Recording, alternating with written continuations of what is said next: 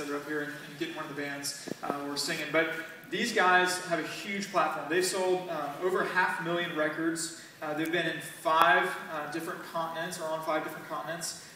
They are one of the top metal bands in the world. They have headlined the Vans Warped Tour. I mean, huge, huge platforms. We're going to show you a quick commercial video we grabbed online just like a little bit ago. And it's not to push their new tour. It's not to push any of that. What I want you to see in this video is just look at the crowds. Look at what they're doing. Look how many people they're in front of. And these are brothers in Christ for us. That are in nooks and crannies of culture that a lot of us won't ever get a chance to speak into. And so look at the influence, because that's why we're asking them to come, not because they're just amazing musicians, although they are. We're asking them to come because they have a huge platform. We want to learn. You guys will each have a platform. You will have a platform that God will give you. Your talents are going to bring you onto a different platform. And what will you do when you get there? What will that mean? How will you leverage that for the gospel as a disciple of Jesus to image and reflect what God is like? And so as soon as this video is over, Matt and Jake will be on stage. It'll be all theirs.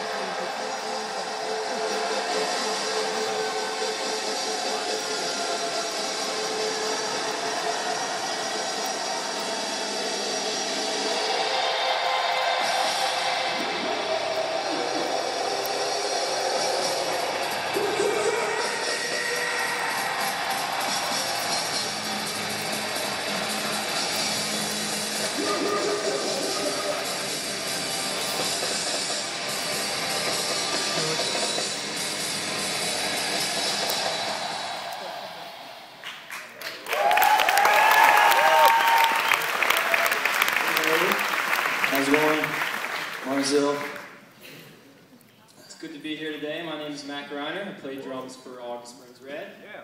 And this is Jake, my best friend and the singer of August Burns Red. Pumped to be here today, man.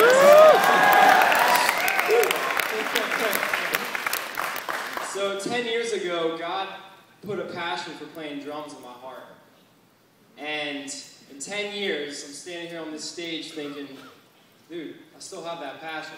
It hasn't gone away, it hasn't diminished, it's only gotten greater.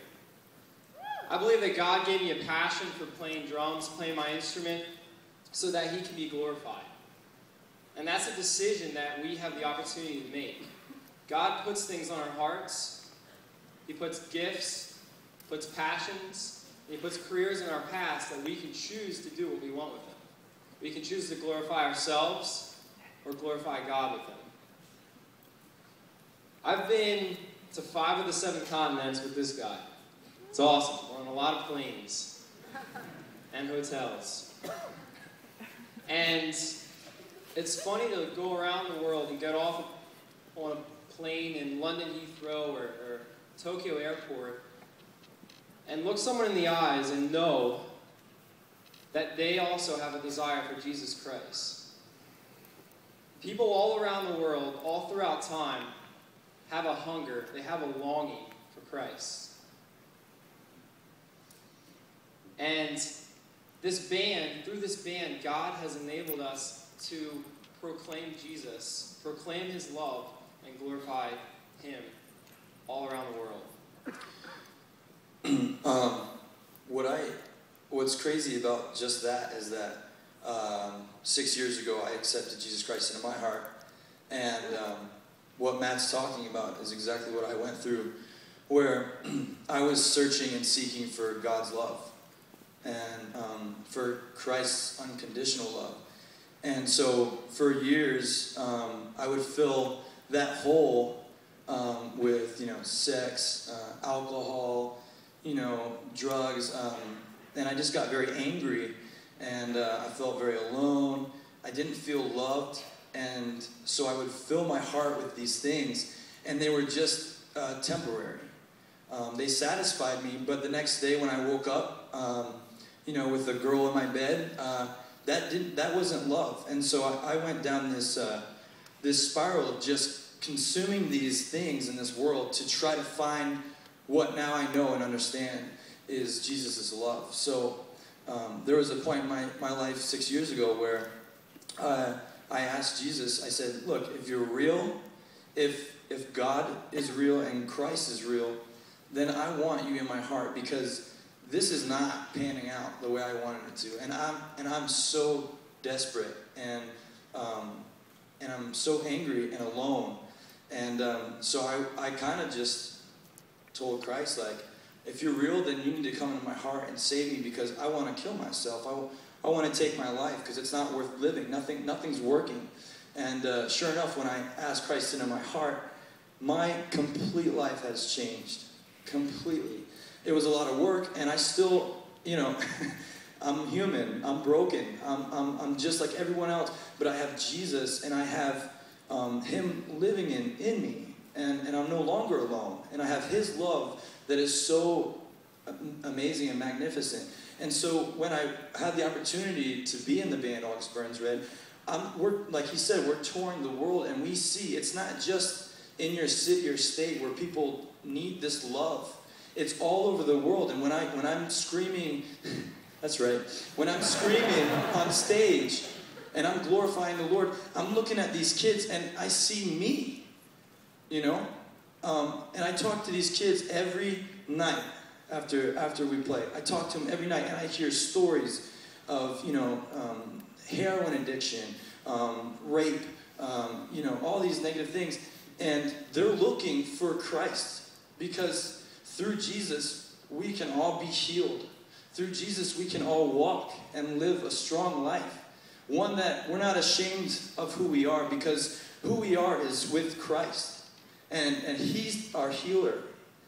And so seeing these kids has given me even more of a desire to talk about Christ and what He's done in my life. I'm an open book now. I'm not ashamed of who I was and even who I am today, because I know that Christ is leading my life, and that He's forgiven me. And that's such a beautiful thing. But anyways, I'll let you in. I get on rabbit trails a lot of times, so if I do that, you'll have to excuse me. It's okay. It's okay by me. We really are like best friends. You have no idea. I actually, just real quick, I just got married to my beautiful wife, Chris. She honestly is just the most amazing woman. And this was my best man, of course. So you'll see us get real kind of giddy up here, and that's just who we are. I hope you're all right with that.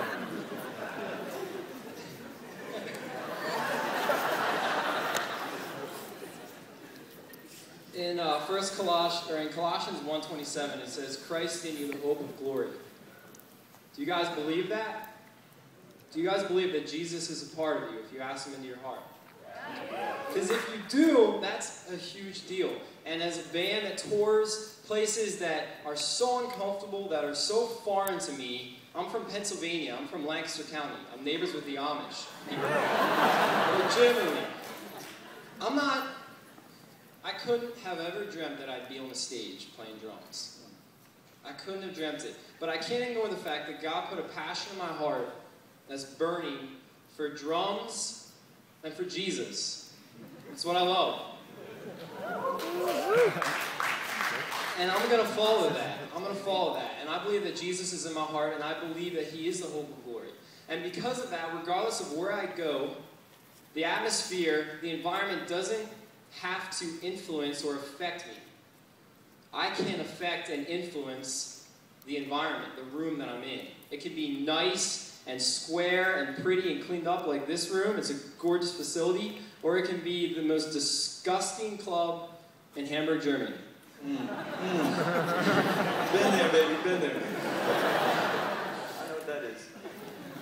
So my struggle on tour, personally, is not with drugs. It's not with promiscuous sex. It's not with alcohol. It's just not. I've been spared that. I do have struggles, though, and my struggle is with finding joy in doing what is right, in making the right decisions. When you land your job, when you're done with school and you land your job and you go to work, are you going to be honored to look straight ahead when there's people making bad decisions all around you? Are you going to be resentful? Are you going to be bitter and cower in a corner? Protect your faith, protect your security? Or are you going to be filled with audacity in Jesus Christ to stand and look at it and say, I'm honored to believe in Jesus. Like, this is for real. I believe in this. He talks about his struggles. My struggles are definitely, temptations on the road. I mean, it's unbelievable what we've seen and the bands that we've toured with, or the things that we're confronted with. And I'm not just saying this. I want you guys to understand that. Yeah, I'm talking about touring. I'm talking about bands. But it's where you are today too. It's all the same. You know what I mean? Pornography, alcohol. Just being influenced by the people around you that could steer you off of the mark of Jesus. And so when you think of rock stars, what do we all think of? Sex, drugs, and rock and roll. That's no joke. That is no joke. That is exactly. I'm no Sting, but when I go to when I'm at a, think about it. When you're at a venue and you've got thousands of people or hundreds of people, whatever, and other bands, like, there is ways for them to impact you in a negative way. So you've got to understand that whatever you're going into, whatever career it is, that you're prepared with Jesus. And so waking up, it's to me, as being a Christian, I'm not a pastor, I'm not a theologist, I'm a man who wants to walk with Christ. And for me, I need to wake up and I need to give my first fruits to Christ. I need him with me. Because where we are going to be, the things, our atmosphere, our environment, who we're going to be confronted to, these people are not necessarily going to love Jesus. And they're not necessarily going to love you. And they're not going to be your friends. They're not gonna want to lift you up. They probably want to use you. And so when you've got Christ and you're focused on the Lord, and you read the Bible and you understand who Jesus really is, that's when you can walk with him and really understand what's good and what's not, where you need to be, where you shouldn't be, what you need to do and what you shouldn't do. So that's kind of where I stand. Is just, man, like. I got my fleshly thoughts. I got this crap that I think about, and, I get tempted and stuff. It's like, well, where's Jesus right now? Where's Jesus right now? Where am I with Jesus? And this guy knows I've been down a really, really dark road. And 2 years ago, I know we got, 2 years ago, I was going through a really, really hard time. I was outside the bus. It was 7 a.m. in Germany. It's raining, and I was really struggling. I was angry and all this stuff. He came outside, and he really just lifted me up. And he came to me with love and gentleness, and with Jesus. And because of him, I was able to really make a strong turn. Now, I told you I go on rabbit trails, and that's where that's going. But I really want to let you guys know that when you go out there, because you guys are going to go places, obviously. When you go, make sure that you really focus on Jesus and letting him start your the first fruits of your day. C.S. Lewis had a prayer that he prayed. I don't remember what book it's in, but I remember reading it. And the prayer was this, that when he's at a pub on a Saturday night, that he would say the same things, that he would think the same thoughts, that he would be the same person that he is the next morning in church on a Sunday morning next to a priest. And C.S. Lewis, the way I see it, he was talking about consistency. And consistency in your Christian walk earns respect. In your degree, in your passion, in your gifts, the people that you walk next to might disagree with everything about you. But if they watch you over time, and they will watch you if you claim Jesus, they will. And they'll be harsh and critical about the movements and the actions that you make. But they'll watch you, and if they see that you're consistent, they don't have to understand why you believe in Jesus, they'll just respect it. And respect, I believe, is, I believe respect precedes testimony, and testimony precedes witness. I believe that through respect, you're able to talk to people about your faith. I'm friends with the singer of a band over in Europe.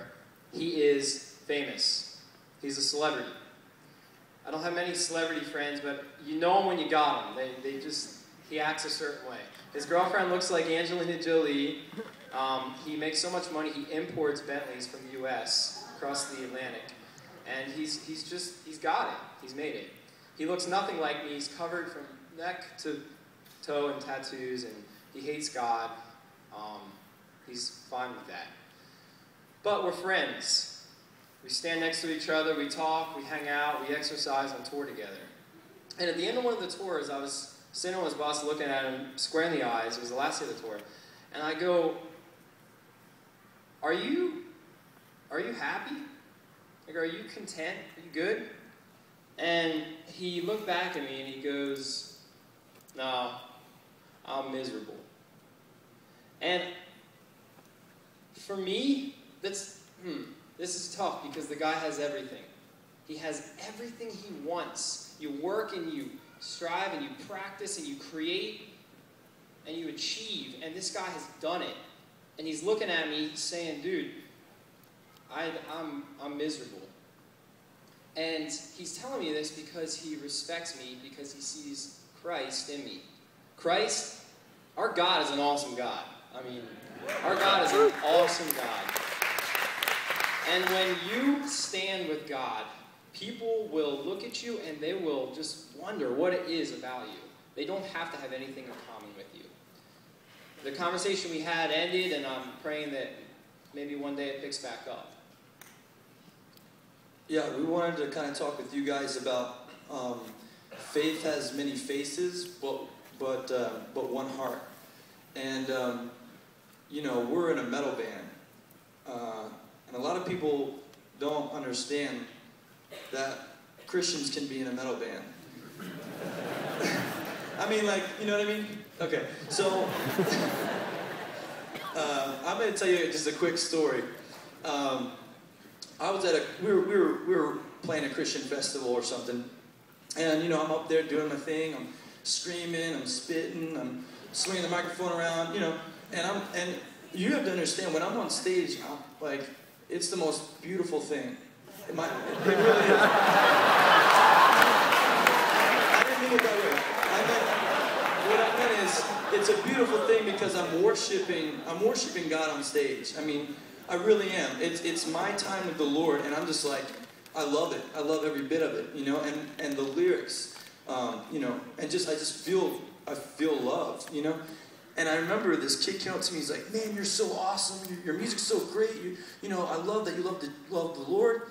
And he said, but when I was sitting there with my mom, she leaned over and said, I think I'm hearing Satan right now.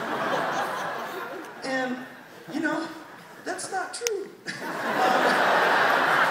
That's not true. So you know what? We don't look, guys, it doesn't matter what you're doing. You can make it a ministry. You can serve Jesus. You can show people his face through whatever it is you do. And it may not look like on the outside that's what you're doing, but that's what it is. Like, you can take anything. I mean, God created everything. And so we can use that to glorify him. And so we wanted to just kind of say that, like, whatever you're getting into, whatever endeavors, whatever job career, you can bring Jesus with you 100% and glorify him. Yeah, that's exactly right. I mean,